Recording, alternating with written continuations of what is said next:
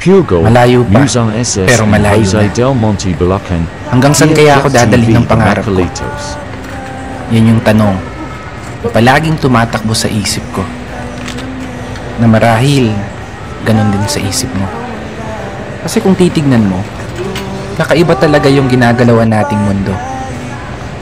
Parang minsan, nagtitripa na lang tayo. Paikot-ikot na lang yung sitwasyon na paulit-ulit kang natatalo. Oo, minsan, may araw na panalo ka, pero mas madalas pa rin yung nadedehado. May oras na gunong-gulo yung isip mo, may panahon naman na pumapabor sa gusto. Ganito siguro talaga yung ibig sabihin ng buhay. Hindi perpekto ang tempo at lahat nakaayon lamang sa tiyempo.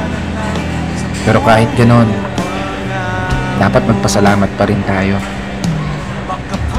Kasi isipin mo naman, sa likod ng napakaraming beses na pagkatalo mo, eto ka pa rin, nananatiling nakatayo, sinusubukang ipanalo. Bawat laban na ikaw lang yung nakakaalam. Mga pagsubok na araw-araw mong pinipilit lampasan, na sa bawat pagpihit ng kamay ng orasan, taglay mo ang lakas ng loob na hindi matutumbasan.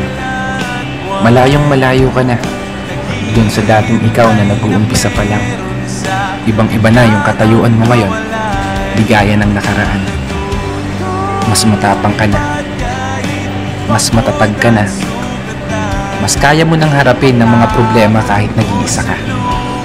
May napatunayan ka na, may naipundar ka na rin kahit papano. At higit sa lahat, may narating ka na. Malayo pa, pero malayo ka na. Kaya ituloy mo lang ang paglalakbay hanggang sa marating mo yung dulo. Paulit-ulit ka mang matalo, matumba, madapa. Diretso ka lang ayon sa plano. Pero sana, lagi mong tandaan ang munti kong payo.